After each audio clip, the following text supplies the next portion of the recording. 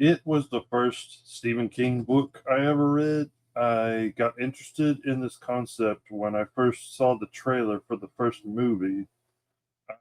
As a kid, I seen the the Tim Curry version in the video store and was intrigued by the cover. Of course, I mean you got this creepy clown, uh, creeping out from, stalking the viewer. I'm like, this okay, this looks interesting, but I was too young to really, get into that kind of stuff. I was still kind of scared by creepy clowns and stuff like that, monsters. I did watch some horror movies, but they were, like the milk toast kind, not stuff where people are getting trunks taken out of them or possessed or whatnot. That kind of stuff. So it wasn't until I was in college that the first It movie came out, and from that first trailer, I was hooked. I want to know what happens here. You got this clown creeping out from a drain, drags a kid under. In the trailer they show what happens. Because I guess they assumed that most people were familiar with the story already because of the miniseries, which I had never watched. I mean, up now I have, and now I really love it, and I love the movies too, and I love the book. The book is amazing. Uh, this book I could not put down. It's one of my favorites, especially from Stephen King. It's up there. It's one of his best, and I think it's one of them that he wrote while he was coked out. And, like he probably doesn't remember writing half of it. Like Cujo, he doesn't remember writing that. So I could not put it down. I was obsessed with finding out what happened next. This creature who we don't know where the hell came from. We don't know what it is. We just know that it's living in the sewer and it can just pop out wherever and snatch somebody. I was intrigued from the get go. And the other characters that Stephen King introduces in the novel, I was hooked on. Richie, especially, the trash mouth is what they call them, the losers club. These characters were really really good, and they worked off of each other very well. Their interactions were always golden. The movie adaptations, while not perfect, uh, they're both in my watch rotations. Like I'll watch them every once in a while, like regularly. It's just something I can't get enough of. I adore the portrayals of both the sets of actors in both movies, and the creepy atmosphere of both. There's still parts that get me, creeped out when I watch them in both adaptations. Uh, Tim Curry, Bill Skarsgård both do an amazing job as Pennywise. And when I heard Bill Skarsgård was coming back for this series, I got excited. Like that's when I'm like, okay, I'm in. I'm in now. The first rumblings I heard of the series were that it was going to be an origin of Pennywise, which that kind of got me worried. I'm like, do we really want everything explained about him? Do we want to be demystified? Find out everything about. When you lose the mystery, you lose a lot of the creature's allure. You lose, what made the creature scary in the first place. But at least with this series, we don't get too much of his origin. We get more his relationship to the people in the town, the Indians especially, because they've been aware of this creature's existence for centuries and they've been staving him off. They have protective pillars around the town that keep him confined. These pillars are pieces of the asteroid that confined the creature when it crashed to Earth, the meteorite, and how the meteorite is still kind of it's underground underneath the sewers under Nebolt Street, where the kids find him in the book. And so pieces of that are being used to keep this creature trapped within the boundaries of the town, and that's why he hasn't been able to get out and infect the rest of the world, to prey on the rest of the world's children. So We find that out in this series through one of the main characters, Rose. She's a descendant of those Indians that tried to trap it in the first place, but failed. You remember with the ritual of Trude.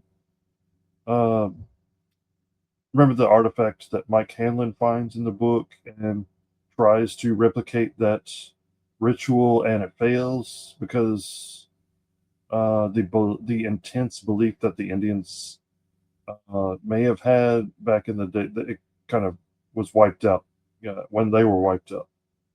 And so the losers, eventually find a different way to defeat Pennywise by ridiculing him, cutting him down to size, and then taking his heart out and crushing it. Spoiler alert: if you haven't read the book, watch the movies. That's what happens. That's how they defeat him ultimately. But here's where we get this. This takes place in the '60s, because the original story takes place in the '80s. I want to say the movies kind of flash forward a little bit, and it really took place in the '70s. I don't remember exactly. Something like that. I know it wasn't exactly the same in the book, but I like the idea of having him confined to the space and like explaining it that way. Like this, okay, this trap that was set for this creature in another dimension or something, it's still being utilized here. We just we just have him confined to this town. I like that idea. It makes sense in the context of the story we already know. It kind of explains, why he never gets out. I didn't really think about it much when I read the book, but why doesn't Pennywise only terrorize? Why does it terrorize only this one particular town? I never thought about that much, but now it makes sense. Why doesn't he branch out into other places? There's so many other kids out there to terrorize, to eat. We do learn in the book that he needs to sleep for 27 years, so there is that period of peace in between his feastings. So he has to go back to this lair underground, which is located underneath that house on Neibolt Street, where his meteorite landed. Uh, and then let's see, we're introduced to the Indian characters. But first, off the bat, okay, episode 1. Let's just get right into this. The characters, it might be hard to remember some of the names. The only one I can remember by name while I was watching it was Will. And it might be because his last name is Hanlon, which, was the last name of one of the main characters in the book, and the movies, Mike Hanlon. So I'm assuming Will is his dad, because it's just 27 years before that book happens, the movie happens.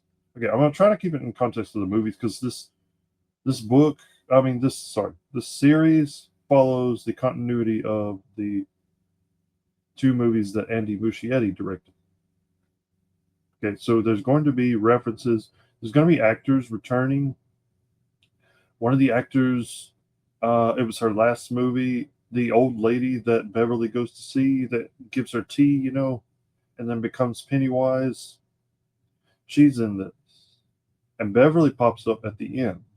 So there's some references to the movies, and Mr. Keene, the pharmacist, pops up in a little cameo, a younger version, but yeah.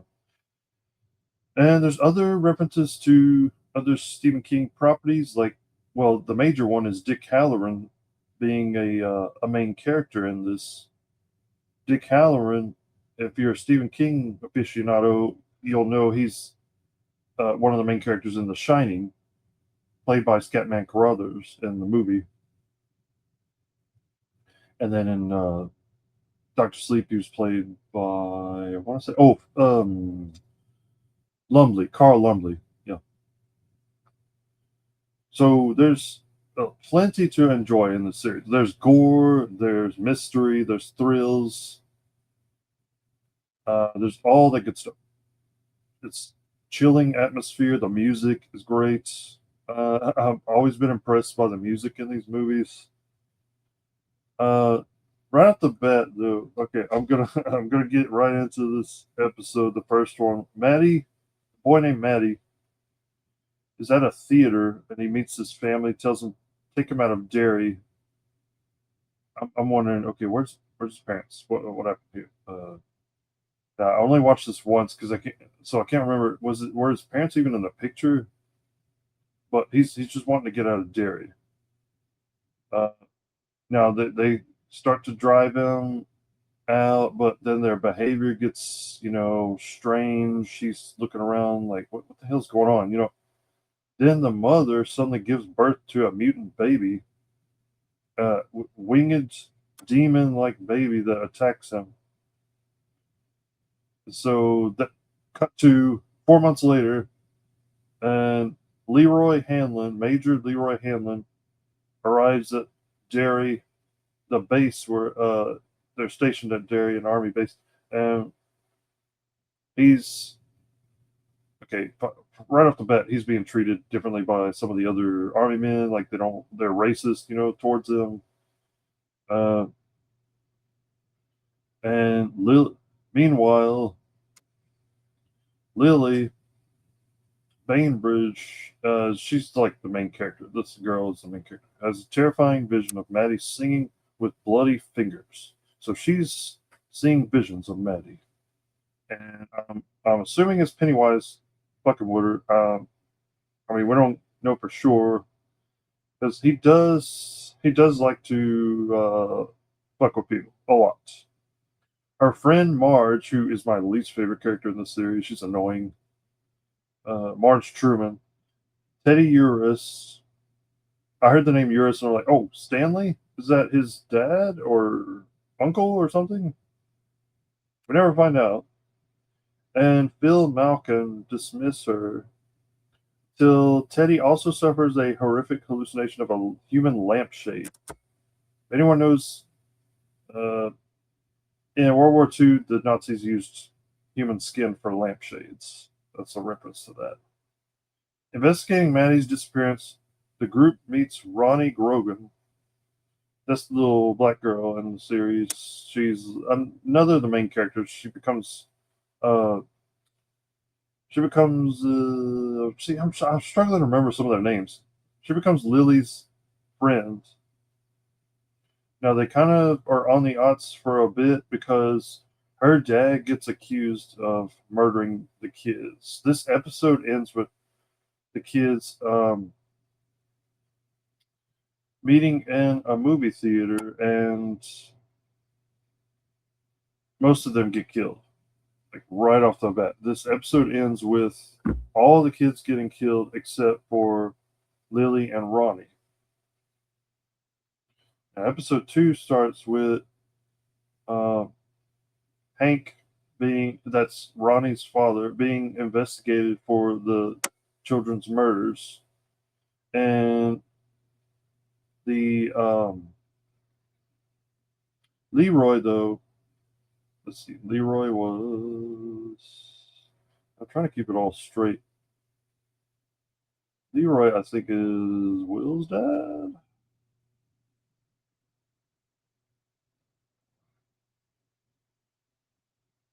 There's so many characters in this, it's hard to keep straight.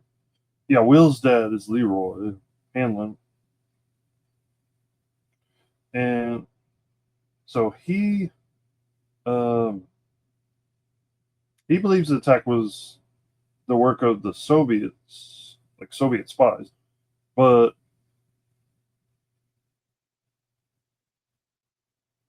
the sergeant that attacked him is imprisoned for it.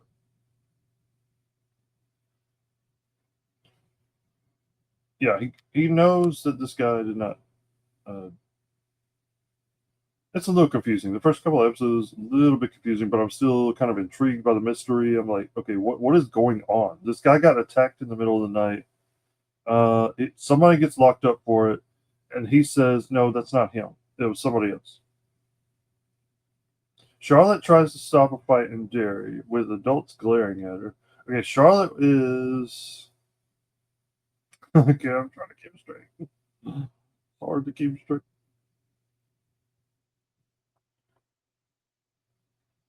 Charlotte. I think she's the yeah, that's the wife of Leroy. That's right. Yeah, that's Will's mom. Charlotte. She notices a fight breaking out and tries to stop it. All the adults she notices are just looking at her, not doing anything. They're not trying to intervene at all. And so this is in keeping with the theme of the movies, where the adults, they notice things, strange things, horrifying things going on, and they do nothing.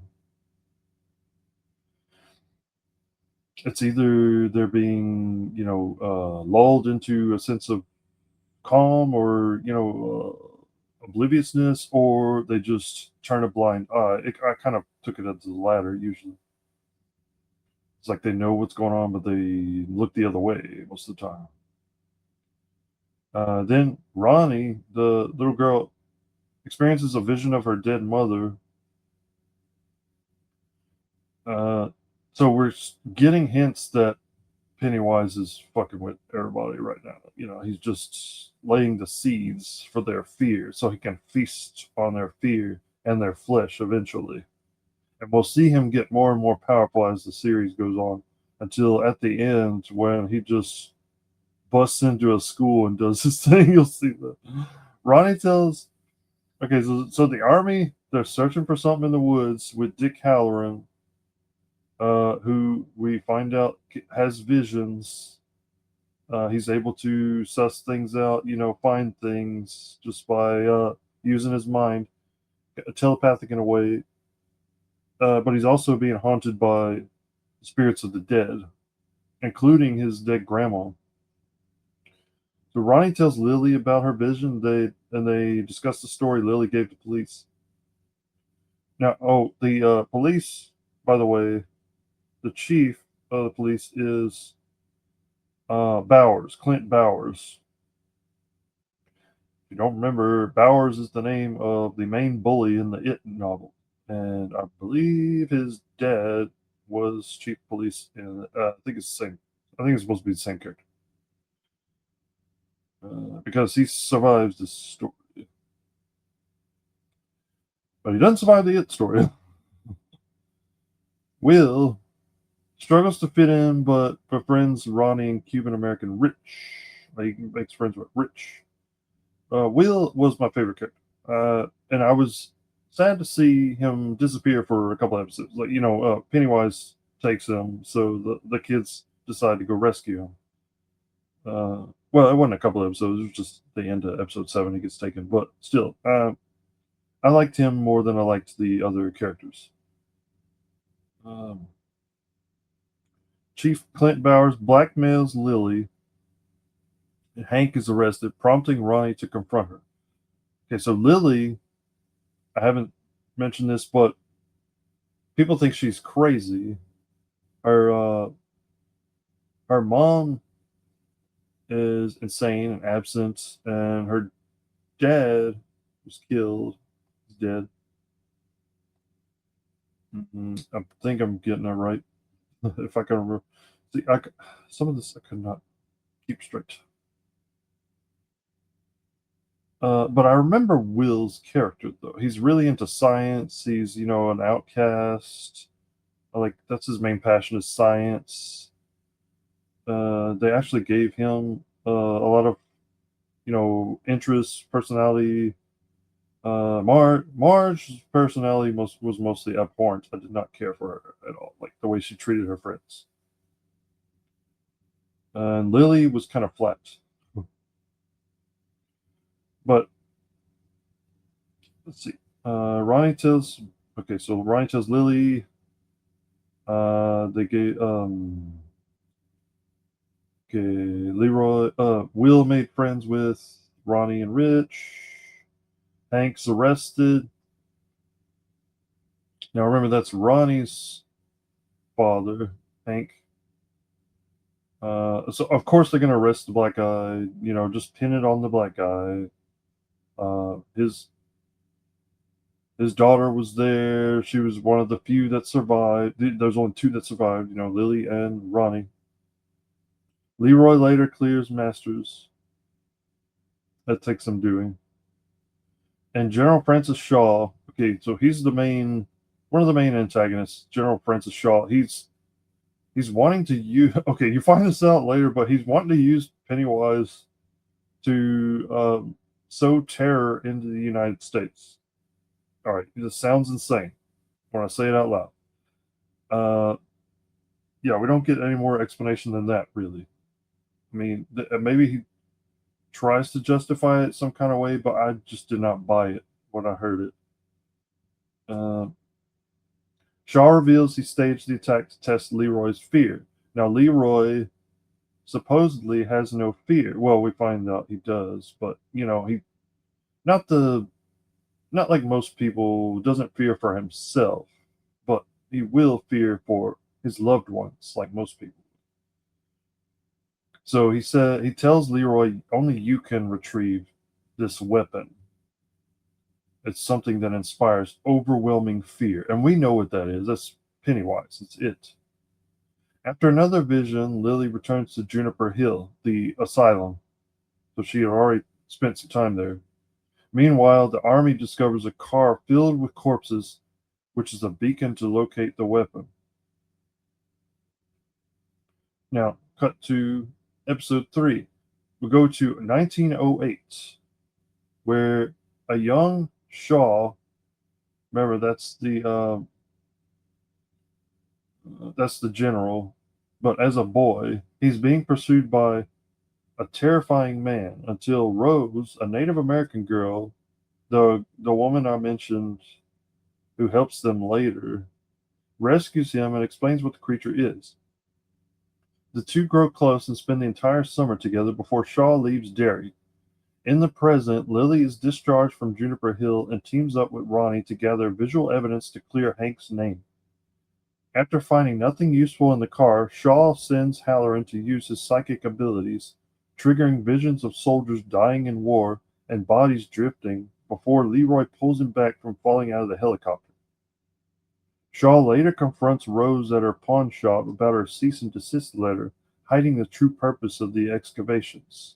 Yeah, so the Indians, the whole time, they're trying to keep things covered up. They're trying to keep the army out of the town because they know they're going to uncover it and they're going to, expose it and possibly release him on the rest of the world. And they don't want that to happen. They want him to stay confined in the town.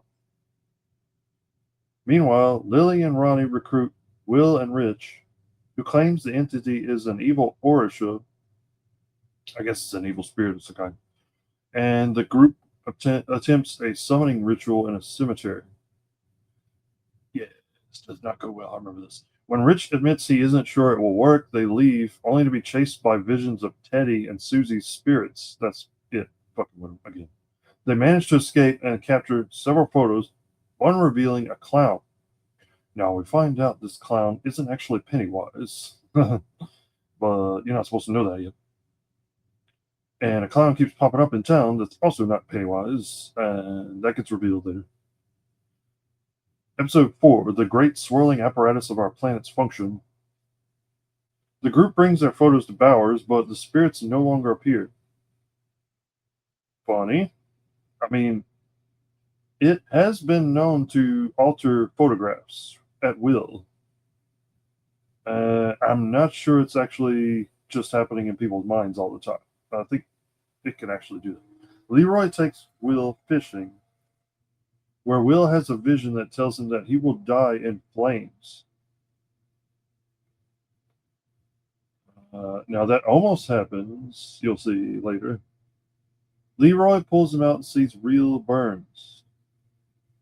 Yeah, that was a creepy ass scene. Will warns that there's something evil in Derry. Later, he theorizes with his friends that this evil feeds on fear. Charlotte visits Hank, who admits he was having an affair with a married white woman that night. Yep. And we find out who that was as well. Marge attempts to prank Lily, but is overwhelmed by a vision in which her eyes burst, injuring one before Lily intervenes. This whole thing was creepy as hell, but pretty cool though. Will then sees a clown staring at him from his window, and Leroy finds a red balloon when he goes outside. So I'm like, oh Lord, oh, is Pennywise just coming up to the houses now? Like that doesn't seem his style, and we'll see that that wasn't actually him. Meanwhile, Halloran enters the mind of Taniel, Rose's nephew, and learns the entity's origins, of how it grew stronger every time he killed, and how the natives imprisoned it beneath what would later become Derry. I like all the lore that's introduced in this. Taniel finally reveals that the entity is in the Nebolt Street house, which we know from the book and the movies. Shaw tells Leroy his plan is to seize the pillars that contain the entity so they can control it. The kids find Maddie at their meeting spot, and he reveals Phil is alive.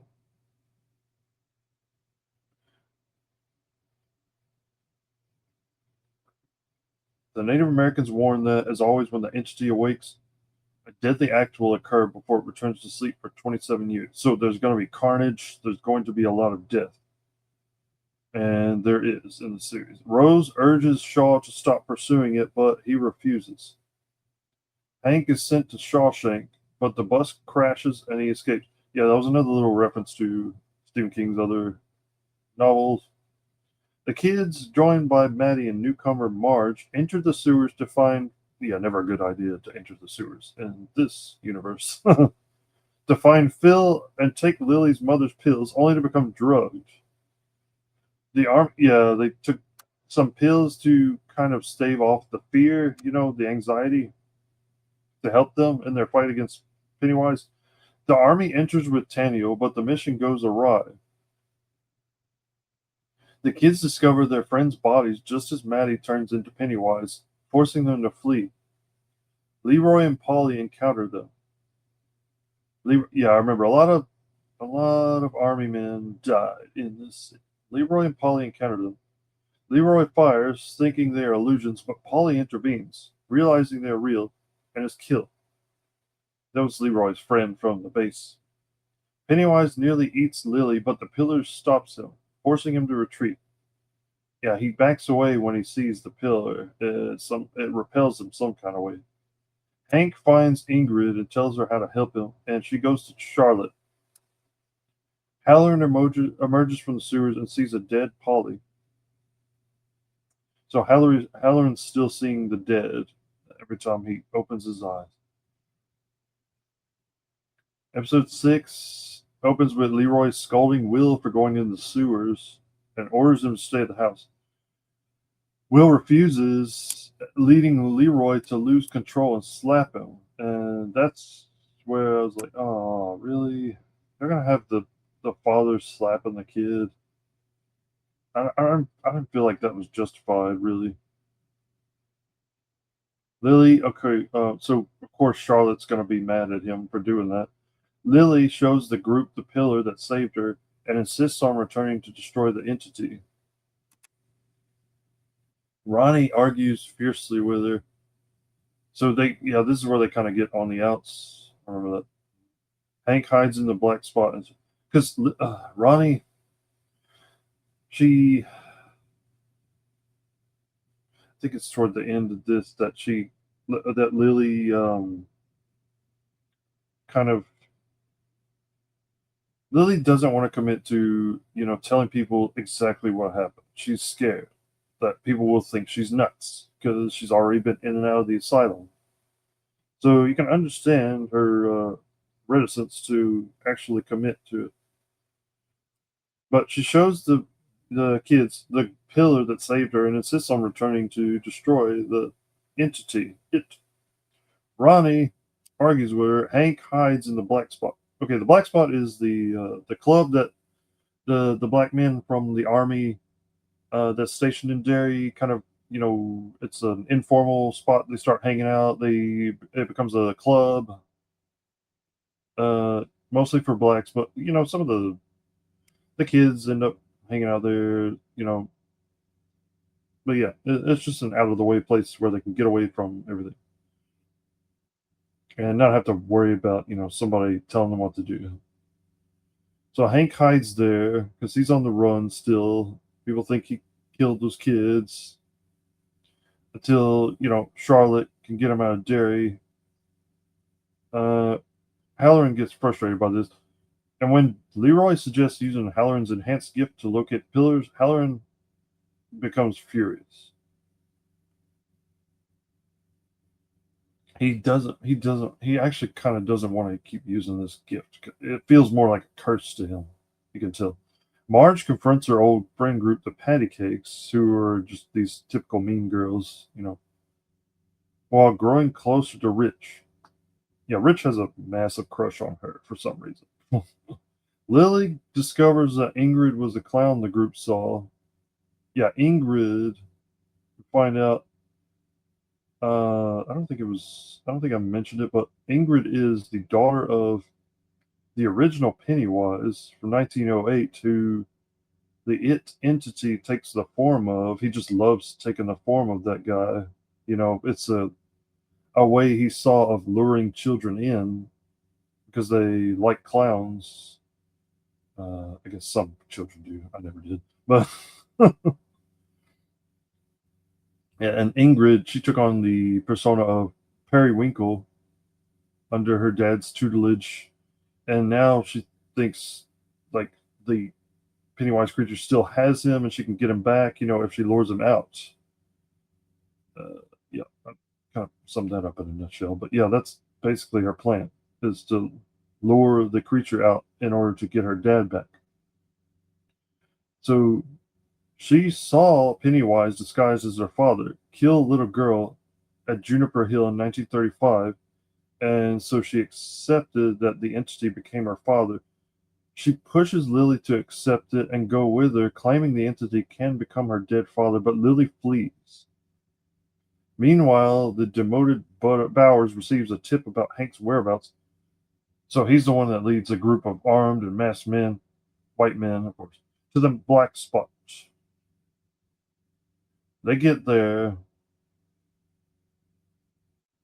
Okay, yeah. Episode 7 begins with the explanation of Pennywise and how he took on the persona. And so they get there.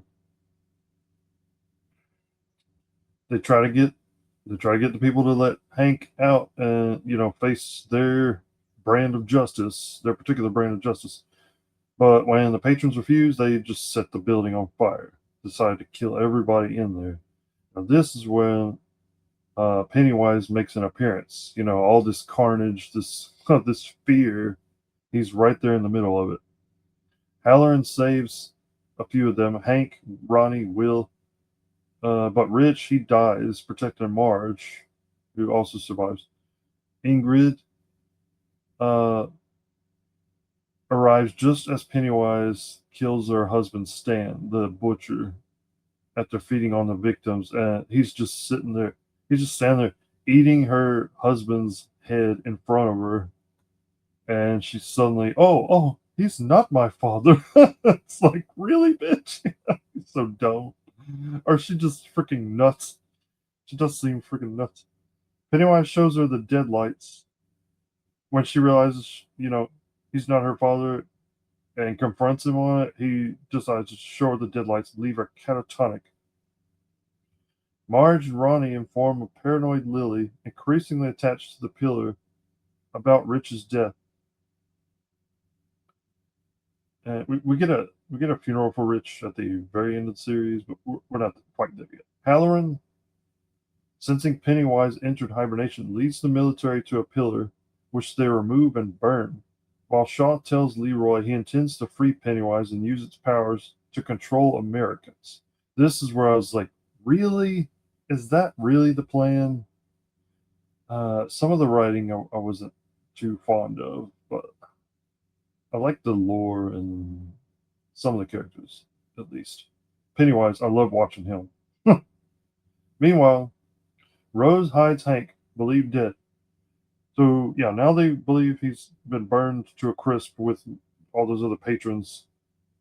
And Pennywise reawakens at the very end of episode 7, appears at Will's house, and captures him.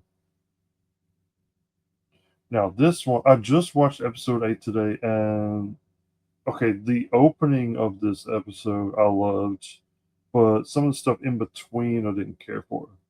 Let's get into this. A dense fog descends on Derry as Pennywise kills the school principal. Yeah, he he just okay. This opening was so Pennywise. All right, a voice comes on the loudspeaker. It's the principal's voice telling them to go to the auditorium, to all the kids to go to the auditorium. And on the stage steps, which you can tell is just a corpse being reanimated by Pennywise, talking to the kids. And then suddenly the head comes off, and there he is. And, before the kids could react, go, leave or anything, he puts them all in the deadlights and, puts them in the catatonic state, hypnotizes them, and begins taking them away. So the three kids, Ronnie, Lily, and Marge, they uh, find they okay. So first, they're trying to find them on the bike, and then they find the milk truck. The milkman's just been killed. They steal his milk truck. Marge somehow learns to drive. She says she's learned from just watching her father. I don't know. And Pennywise calls Leroy and taunts him, about stealing Will. Just loves to fuck with people, man. God. Leroy goes to Halloran for help because Halloran is the only person that could, find out where he's at through his mind. And with Rose's special tea she concocts for him, he is able to silence the voices, silence all the dead people he keeps seeing. They keep haunting him, and they're able to track Lily's dagger down. So he finds them by finding the dagger. They still have it. Pennywise separates Marge. Whenever they finally catch up to Pennywise, and confront him, he's fucking with him again. Coming at them in the fog. This whole place is surrounded by fog. He gets to Marge, drags her away, and I think she's dead at this point. But then he senses her future son, Richie, who we know from the book, the movies, and also senses that his friends will cause his death. I'm like, at this point, wait, what? What? How would how would he know that? I mean, I get that he's like an interdimensional being, but this is a side of him we haven't seen before. He's able to sense the future. I mean, um, I guess to some extent he could make things happen. Like, remember how he bargains with the kids in the book? Like, okay, if you leave me now, leave me alone, you can go and lead these happy lives away from Derry. You'll, be successful, rich, and all this stuff. And they actually do that when they leave. So I don't know if he made that happen or not, but it's quite a coincidence if not.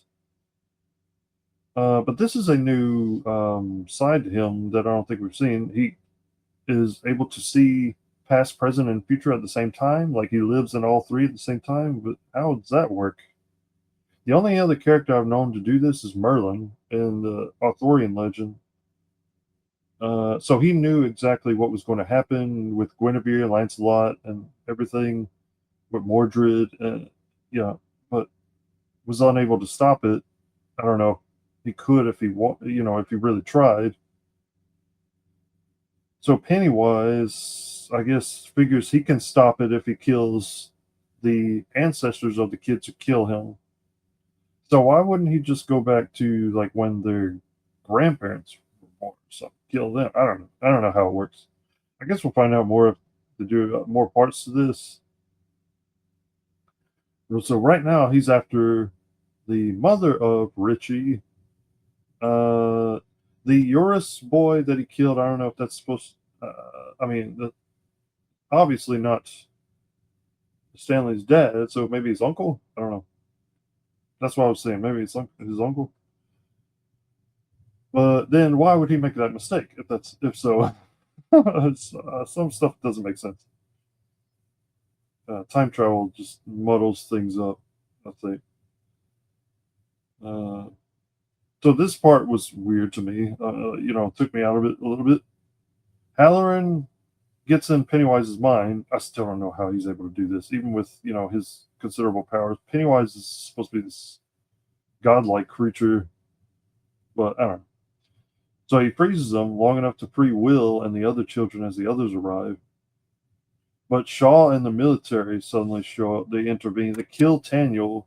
He gets shot in the neck and dies right there. Leroy leaning over him, trying to save him. And then they detain the adults. Pennywise kills Shaw.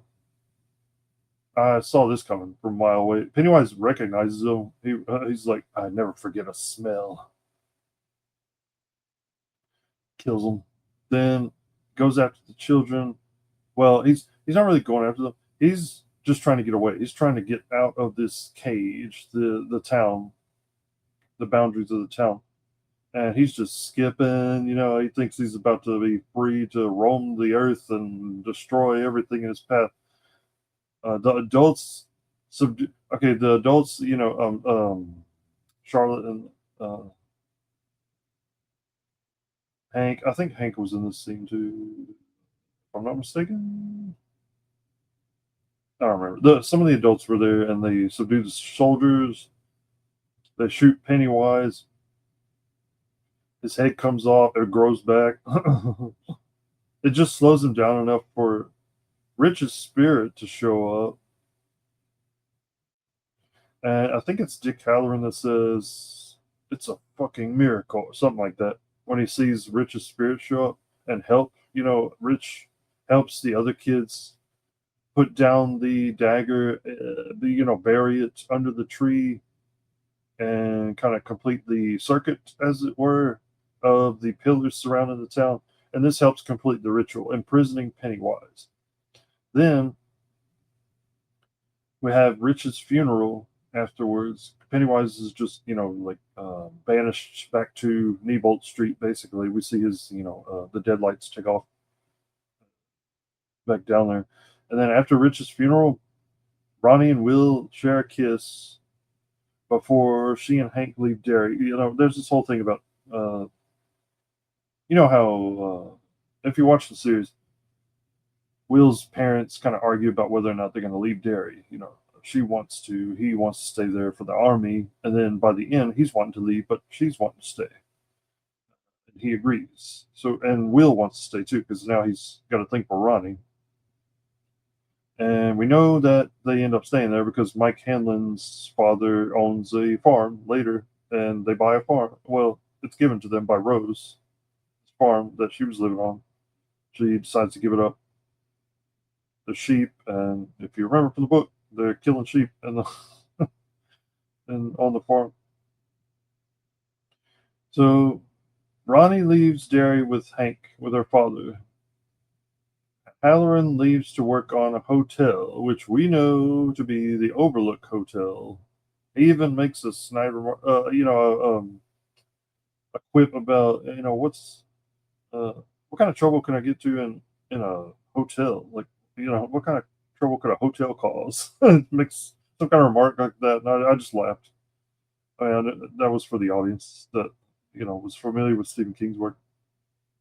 Charlotte and Leroy, they stay. He's been honorably discharged from the army, so that's how come he ends up just working on the farm. Ingrid is institutionalized. Bob Gray's daughter, Periwinkle, is institutionalized. And then 26 years later, we see her as the old woman from the It movie, witnessing Frida Marsh, Beverly's mother's suicide. She's hanging in the room of her asylum room, and there's Beverly and her father. Her father pushes her away. We see him, being the asshole we knew him to be. And Beverly turns around, and the old woman Ingrid says, "Do you know, no one how's the saying go?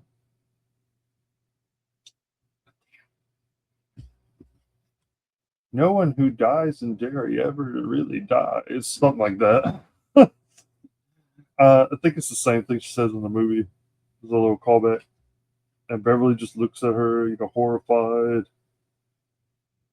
Um, yeah, end scene.